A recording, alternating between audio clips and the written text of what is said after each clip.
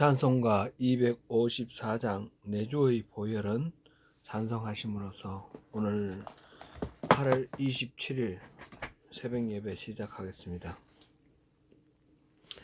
내 주의 보혈은 정하고 정하다. 내 죄를 정케 하신 주 나로라 하신다. 내가 주께로 지금 가오니 십자가의 보혈로 날 씻어 주소서. 약하고 주해도 주께로 나가면 힘주시고 내 추함을 곧 씻어 주시네. 내가 주께로 지금 가오니 십자가의 보혈로 날 씻어 주소서. 나로라 하심은 온전한 믿음과 또 사랑함과 평안함 다 주려 함이라. 내가 주께로 지금 가오니 십자가의 보혈로 날 씻어 주소서. 큰 죄인 복받아 살 길을 얻었네. 한없이 넓고 큰 은혜 베풀어 주소서. 내가 주께로 지금 가오니 십자가의 보혈로 날 씻어 주소서. 그 피가 맘속에 큰 증거 됩니다. 내 기도 소리 들으사 허락하소서.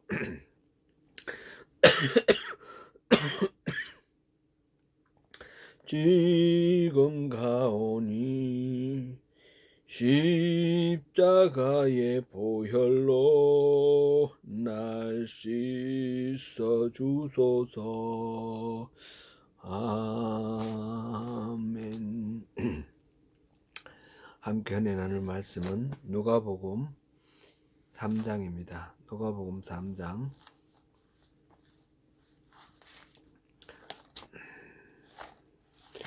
누가복음 3장 1절부터 14절까지 봉독하시겠습니다. 1절부터 14절까지입니다.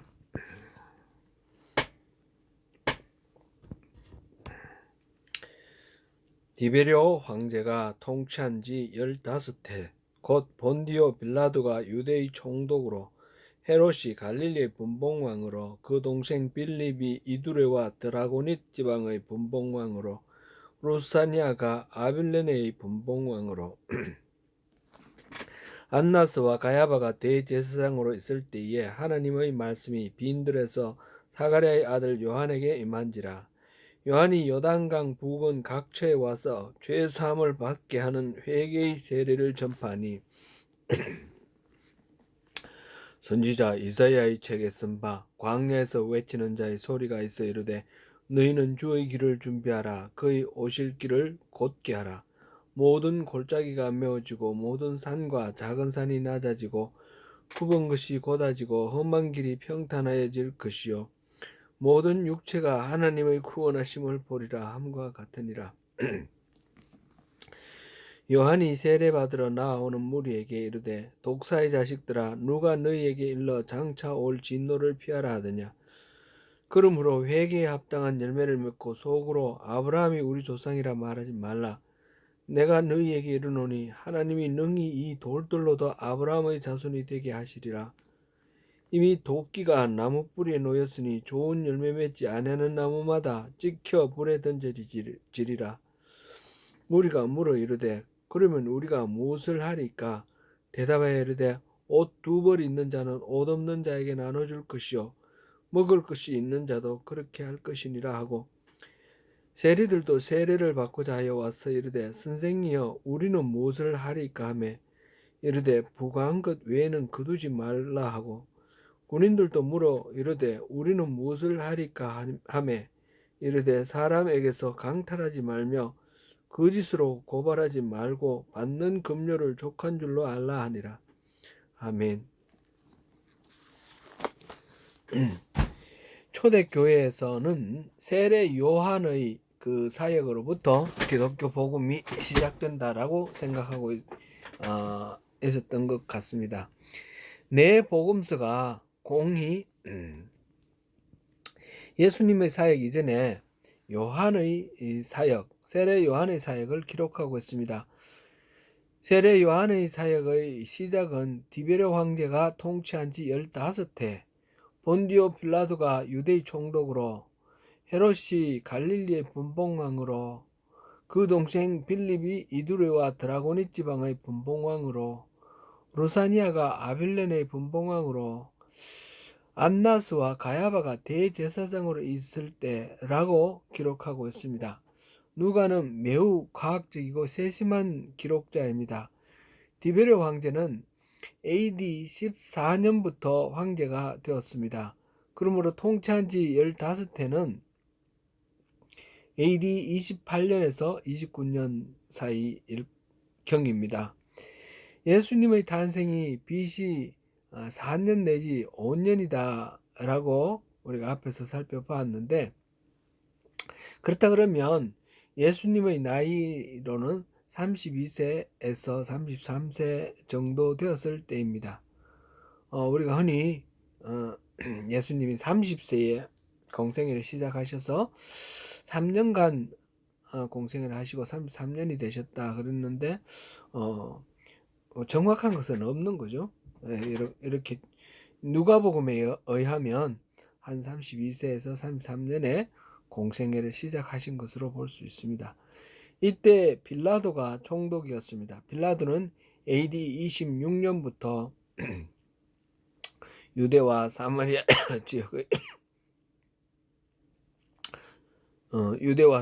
지역의 총독이었습니다. 안나스와 가야바가 제사장이라 그랬는데 실제로 안나스는 먼저 이렇게 은퇴를 하였는데 안나스가 가야바의 장인이죠. 장인으로서 가야바가 대제사장일 때 안나스가 계속해서 영향력을 행사했다라고 이렇게 보는 것이 타당할 것입니다. 세례 요한의 첫 번째 사역은 회개의 세례를 전파하는 것이었습니다. 이사야 40장 3절 이하 말씀을 인용하면서 광야에서 외치는 자의 소리로 또 주의 길을 평탄케 하는 자로 소개되었습니다. 세례 요한은 이스라엘 사람들이 오랫동안 기다리던 그리스도 메시아를 위하여 그 길을 평탄케 하는 자, 그 길을 예비하고 준비하는 자, 그의 오심을 선포하는 것, 그것을 주요한 사역으로 하였습니다. 사람은 누구나 주인공이 되고 싶어 합니다. 다른 사람의 조연이나 덜러리가 되는 것을 좋아하지 않습니다. 그러나 요한은 기꺼이 메시아의 오심을 준비하는 자로서 그 조연의 역할에 만족하고 있습니다. 그것이 하나님이 요한에게 주신 직분이죠. 이것은 예수 그리스도를 따르는 우리 모두가 배워야 할 태도입니다. 그리스도인은 예수 그리스도를 믿고 따르는 사람입니다. 그리스도는 메시아시며 주님, 로드, 내 삶을 다스리시는 내 삶의 주인이시라는 의미입니다. 그러므로 내 삶의 주인공이 내가 되어서는 안 되며 주님이 주인이 되어야 됩니다. 이를테면 우리 소명교회 담임은 바로 우리 주님이셔야 되는 거죠. 저는 동력자. 제가 학교 다닐 때쯤 자기 PR 시대다 이런 말이 많이 나왔어요. 자기를 스스로 선전하고 광고해야 되는 그런 시대라는 것입니다. 이전에는 자기를 감추고 낮추고 이게 미덕이었지만 이제는 스스로를 드러내고 자기 가치를 스스로 증명하면서 그렇게 살아가야 하는 때가 되었다라는 것입니다. 그래야만 더 가치 있고 책임감 있고 높임 받을 만하다는 것입니다. 그런데 사실은 우리 그리스도인이 자기를 부인하고 자기 십자가를 지고 주님을 따르는 존재인데 그럼 우리는 의미가 없는 것이냐? 그런 것은 아닌 것입니다. 사실 우리가 자기를 부인하고 따르는 우리 주님은 전지전능하신 분이시죠. 인간의 한계와 인간의 약점을 다 뛰어넘으시는 분입니다. 나는 모르지만 하나님은 아십니다. 나보다 더 나 자신을 아는 것이고 나보다 더 나의 주변을 둘러싼 상황과 조건을 다 아시는 분이십니다. 그러므로 내가 선택하고 판단하는 것보다 주님이 선택하고 판단하시는 것이 훨씬 더 완벽하고 훨씬 더 나은 선택, 판단이 아니시겠습니까? 그러므로 자기를 부인하고 주님을 따르는 것, 이것은 결코 잘못된 우리가 스스로의 가치를 잃어버리고 잘못된 판단으로 가는 것이 아니라 오히려 자기를 가장 값지게 만드는 그런 판단이 되는 것입니다. 문제는 우리 그리스도인들이 예수님을 주님이다, 주여 그렇게 부르고 주님이라 고백하는데 실제로 우리 그리스도가 내 삶의 주인이시냐, 그것이 문제인 것이죠. 그러므로 요한은 어떻게 그런 삶을 살 수 있었는지 그것을 우리가 주목할 만합니다. 요한은 주님의 길을 예비하기 위해 세상에 드러나기 전에 빈들에 있었습니다. 빈들에서 무엇을 했을까요? 앞에서도 말씀드렸듯이 요한은 빈들에서 하나님의 말씀을 연구하고 기도하고 경건의 삶을 생활화하였습니다. 그래서 하나님과 깊은 교제를 하였고 주님을 매일매일 이렇게 가까이 하였습니다.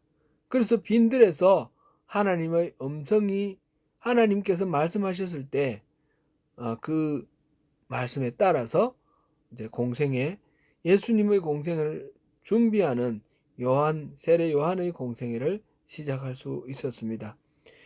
요한이 주님의 길을 평탄하게 하고 준비하는 일은 구체적으로 그러면 어떤 일이었을까요? 회개를 하게 하는 일입니다. 요한의 선포는 단순히 말로만 회개하는 것이 아니었습니다. 삶에서 구체적으로 변화가 드러나는 회개를 촉구하였습니다. 회개에 합당한 열매를 요구하는 것입니다. 도끼가 나무 뿌리에 놓여 있다라고 하였습니다. 구약의 선지자들이 보인 공통의 패턴입니다. 죄를 회개하고 돌이키기를 명할 뿐만 아니라 돌이키지 않고 회개에 합당한 열매를 맺지 못하면, 열매 맺지 못하는 나무는 도끼로 찍어버린다는 거죠. 어쩌면 전형적인 구약 예언자의 모습입니다. 회개에 합당한 열매를 설명을 하면서 옷 2벌 있는 사람은 옷 없는 사람과 나눠주라 그랬습니다. 먹을 것이 있는 사람도 그렇게 하라 하는 것입니다. 세리들이 찾아와서 우리는 어떻게 할까요? 그랬더니 부과된 것 외에는 거두지 말라 했습니다. 이 당시 세리들은 로마의 식민지 통치 그 원리에 따라서 세의 유를 자기들이 받을 만한 세액을 정해주면 세리들이 마음껏 거두어서 로마군의 그 권위를 힘입어서 세금을 거두고 일정한 양만큼 바치고 나머지는 자기들이 착복을 했습니다. 이제 그렇게 하지 말라는 거죠. 정해진 만큼 타당한 만큼만 거두라는 겁니다. 군인들도 나라가 부여해준 권위를 이용하거나 군대가 가진 완력을 바탕으로 사람으로부터 빼앗거나 하는 그런 일들을 하지 말라라는 것입니다. 그리고 받은 급료로 만족하라 했습니다. 몇 가지 이 말한 것은 사실 전부를 가리키는 건 아니죠. 일부의 사례입니다. 예수님이 오셔서 십자가를 지실 때 곧 우리의 죄를 용서받기 위해 희생제물이 되실 때 가장 핵심적인 준비는 회개입니다.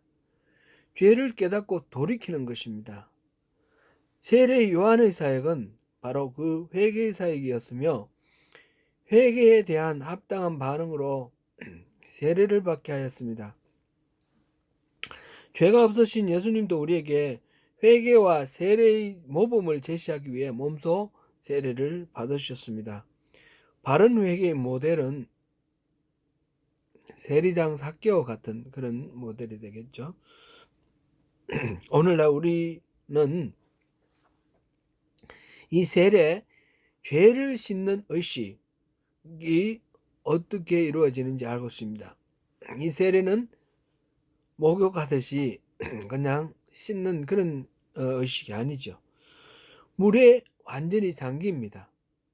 물론 우리가 살수라 해서 장로교나 감리교에서는 물을 뿌립니다. 의미는 같습니다. 물에 푹 잠겼다가 다시 일어나는데, 물에 푹 잠기는 것은 옛사람이 죽는다라는 의미입니다. 그리고 다시 일어나는 것은 예수님의 부활과 함께 부활한다, 그런 의미입니다. 죄의 속성을 가진 옛사람은 죽고 하나님의 영으로 새로워진 새로운 피조물, 새 영혼이, 새 사람이 예수님의 부활과 함께 다시 살아나는 것입니다. 그래서 세례를 받는 사람, 거듭난 사람, 교회의 공동체에서 새로운 피조물 하나님의 백성이 된 것으로 인정받은 사람은 이미 예수님의 부활에 동참한 사람입니다. 그 사람은 단지 의식, 리추얼 그것만 하는 것으로 끝이 아니지요. 실제 삶의 가치관이 바뀌고 생활 습관이 바뀌는 것까지 수반하는 것입니다. 진정한 그리스도인으로 거듭나 승리하시는 저와 여러분이 되시기를 축원합니다. 기도하겠습니다.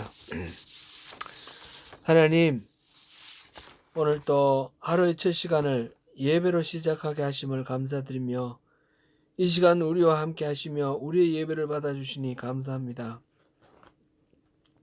오늘 예배에 참석하여 주님께 간구드리는 귀한 주님의 자녀들의 기도에 응답하여 주십시오. 모든 성도들의 건강을 지켜주시고 상황을 잘 분별할 수 있는 지혜가 충만하도록 도와주시고 주님을 더욱 가까이 하는 영적 성장과 성숙을 이루도록 허락하여 주십시오. 하나님, 우리 조국 대한민국의 코로나 상황을 조속히 진정시켜 주시기를 간절히 원합니다. 코로나 사태를 더욱 위험하게 만드는 정강홍과 관련된 교회들을 생각하면서 더욱 마음이 무거워집니다. 한국 교회가 무너져 내리는 것 같은 염려와 두려움이 있습니다. 교회가 함께 회개하면서 이 사태를 바르게 해결해 나가도록 도와주십시오. 하나님, 그동안 너무 안일하게 우리에게 당장 미칠 해악이 없음에 안도하며 묵인하고 지난 것이 아닌지 돌아보게 합니다. 하나님, 우리가 할 수 있는 것은 무엇인지를 깨달아 알게 하여 주십시오. 무너져가는 교회를 떠받쳐서 다시 바른 교회로 세울 수 있도록 하는 일이 무엇인지 우리에게 깨닫게 해 주시고 그 일을 위해 우리 용기를 내게 도와주시옵소서.